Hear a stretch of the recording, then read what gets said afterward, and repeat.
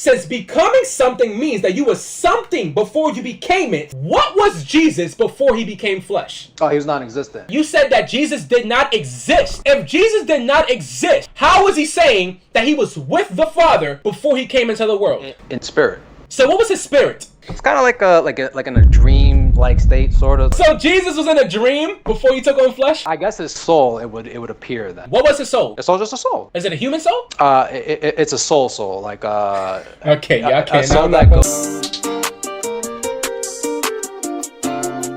We gotta stay here right now. Are you saying that the God in the Quran and the God in the Bible are the same God? So, if you're a proper Christian, worshiping the Father, the Father is Allah, is Yahweh. If I was just to grant you, for the sake of argument, that the Father is only God in the Bible. Again, I don't believe this, Christian, so don't come at me. Don't clip this out of context. I do not believe that the Father is only God in the Bible, okay? Just the Father. But if I was to grant you that just the Father is God in the Bible, he's still different from Allah. You don't know how? He's not. The thing is, in the Bible, for example, in the New Testament, there isn't much discourse on what God commands and that kind of thing. You're looking at the writings of like Paul, and you've heard biographies about Jesus. So in chapter 112, verse 3, it says, he's neither begotten anyone, nor he was begotten, right? So we come to a common ground that Allah doesn't beget, right? He neither begets nor is born. That's absolutely correct. So now we're going to go to John 3:16. For God so loved the world, he gave his only begotten son. So we see that the Father begets, right? So when John is speaking about your only begotten, his only begotten son, what he's saying is in the form of the soul, who's Jesus, being brought out from Mary's womb. And that's what he means when he says begotten. He himself specifically brought out a human male, Jesus Christ, in order for him to preach the gospel in the legs. Yeah, but here's the problem. So we know begotten means to proceed from, right? Here's the problem. When we go to John 1:1, it says, in the beginning was the Word, and the Word was with God, and the Word was God. And the same was the beginning with God. All things were made by him, and without him was not anything made. And then we go to verse 14. It says, the Word became flesh and dwelt among us, and we beheld his glory, the glory as the only begotten Son of the Father, full of grace and truth. We know that the only begotten Son of the Father is being referred to Jesus. So we know that the Word is Jesus, and Jesus was in the beginning, and everything was made by him, and without him was not anything made that was made. So when it comes to the Word, we have to understand how God creates. So basically what he does is he speaks it into existence. So when you see these writings about what John and what Paul is talking about, they're speaking about the Word itself.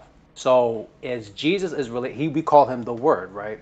So the Word is how God creates things. It's not by Jesus. What God did is with his Word, he took that Word and he transformed it into a human male.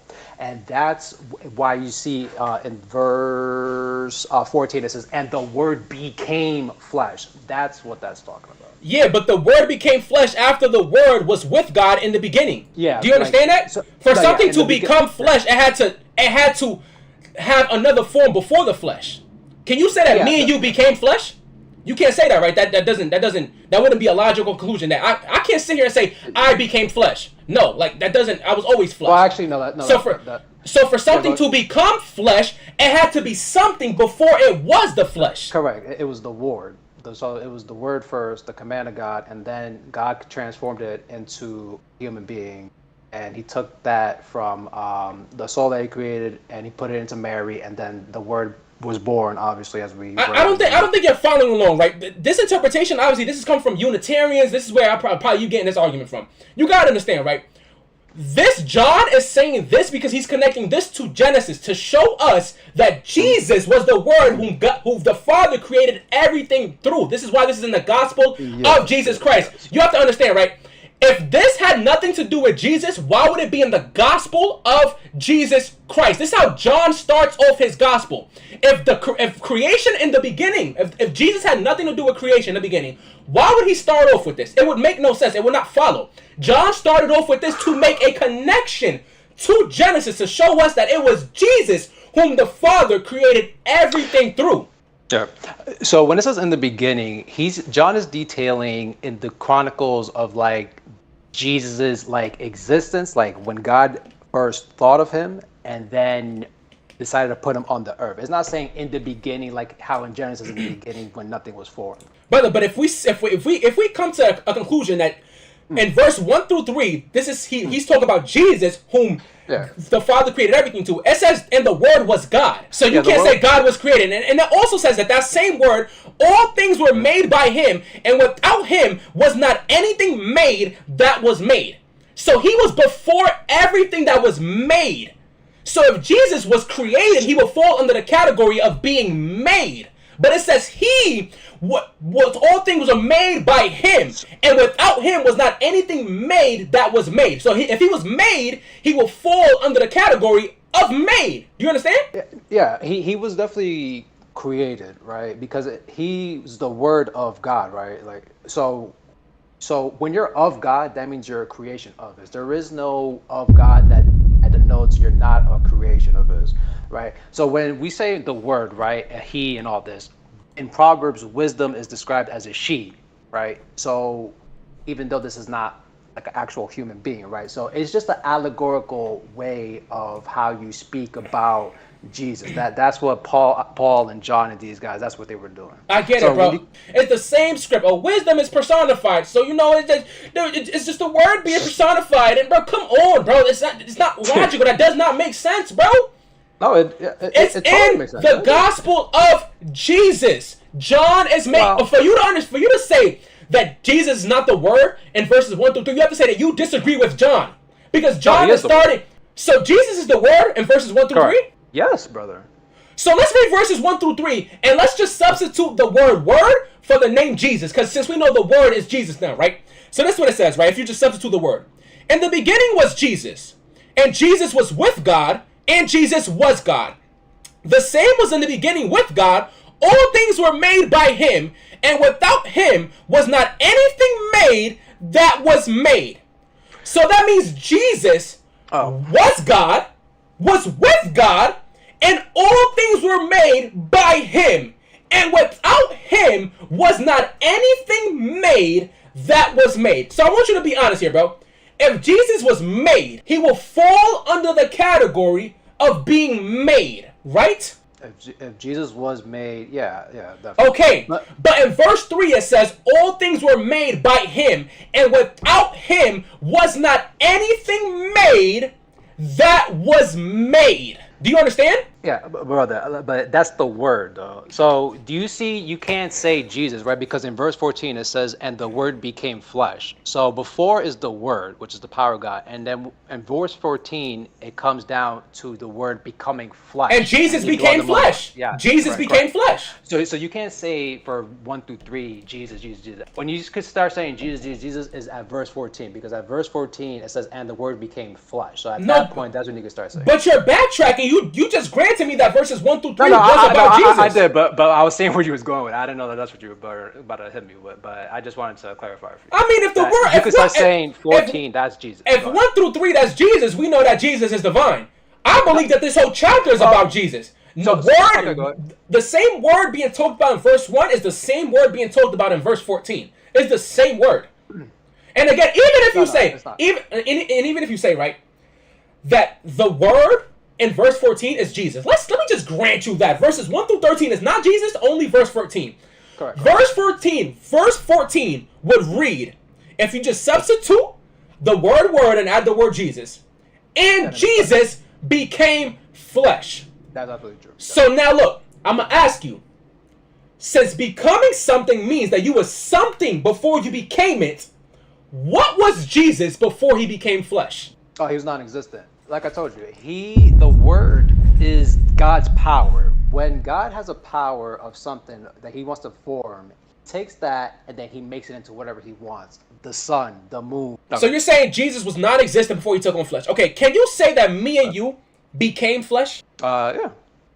No problem with that. So basically, we have a human body, right? And we have a soul. Right? What were we before we were flesh? We were non-existent, and God made. So how did we become something? Do you understand? To become something means you were something before you became it? No, that's totally false, brother. You gotta remember, when, let's say 100 years ago, right? We were in God's foreknowledge. So you said before Jesus took on flesh, he was nothing. Correct. I came from the Father, and I have come into the world. Okay. And now I am leaving the world and going to the Father. Where was Jesus before he came into the world? He was in heaven. He was right. What? He was in heaven? Yeah, but that doesn't make him God though. Like that's the argument. Wait, right? hold on, hold on, hold on, hold on, hold on, hold on, hold on, hold on, hold on, hold on, hold on, hold on. Jesus was in heaven before he took on flesh? Correct. Yeah, Were me and you in heaven before we took on flesh? you could say so. Because remember, God made us, right? So where was the starting point? When Jesus says he was with the Father, Yeah. then he came into the world, Yeah. and then he's in the world and he's going back to the Father. Is that something a regular mere human could say? Yeah, that's the argument with the Trinitarians. No, they can't. But the thing is that this doesn't detail that he is God, though. Again, we're not there yet. We're just at the point where I'm trying to show you Jesus is not a mere human like you're making him to be. No, he's not. Yeah, I'll give it to you. He's not. No, he's gonna come back a second time. Like he's not some average dude. No one's saying that. No. So but the thing is, you try to say verse 14 is just me and you can say that we became flesh, Jesus became flesh as a human being. Like another way, yeah. You said that Jesus did not exist before he became flesh, but in this verse, correct. Jesus says that he was with the Father before he came into the world. If Jesus did not exist, how is he saying that he was with the Father before he came into the world? In spirit. So Jesus was with the Father before he came into the world. Jesus was in spirit. Yeah. So what was his spirit? That he was in spirit form. So like Paul, for example, he talks about. Wait, hold on. Now stay here. I need you to keep staying here. I'm gonna make a parallel. So Jesus was in spirit form before he took on flesh with the Father. Form, but he was in spirit. There's a difference. So like Paul, when he said that he went to paradise, he didn't know whether or not he was in spirit or not, because you can't really go up there in body form unless you're some big hitter, as I like to call them, or some major prophet or someone who earned God's pleasure, right? Like typically when you go above, you're in spirit. That's what I'm talking about. So Jesus was in spirit form, correct, before he took on flesh. 1,000%. What was his spirit? No, he was just in spirit form, like not form, but he was in spirit, like that. That's how. What's the spirit? Like a human spirit? What type of spirit he had? It's sort of like it's kind of like in a dream-like state, sort of like So Jesus was in a dream before he took on flesh? No, it's like a dream-like state. He wasn't like in a dream, but like you're asking me how, because I never been in spirit. Like I never ascended the ways and. I know because we're just human. Now look, so Jesus was in a dream state, in spirit form before he took on flesh. No, bro. I told you no. What I'm saying is like the soul, right? For example, when your soul is brought here, you're not in the human body. You don't have senses. You don't have eyes and all this kind of shit. But God can speak to the spirit, to the soul without a body. This is what I'm trying to Brother, we as humans did not exist before we entered a body. Like we're flesh. We started with flesh and we're gonna end with flesh, and then we're gonna go to heaven in our glorified flesh. Like we have a human nature. It was never a point where we didn't have our human nature. Now I'm asking you, okay? Now I'm asking. That's the one with you. Now look, I'm asking. Okay, now I'm asking you. Was our soul created? Is our soul created? Yeah. Okay. Our soul and our flesh is created. Yes. Okay, cool. Now look. You said before Jesus took on flesh, he's in a dream state as a spirit. I want to know what do you mean by that, bro? I told you no.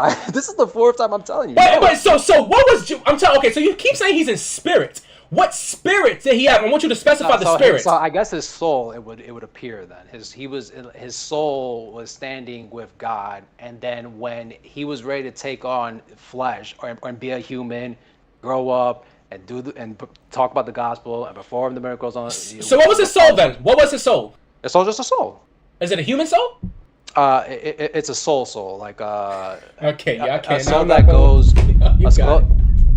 Yeah. So as far as the prompt, right? Let's go back to that. Like, bro, the amount of excuses you have to make not to say Jesus is God is insane. No, I'm just telling you. It's insane. I'm not trying to.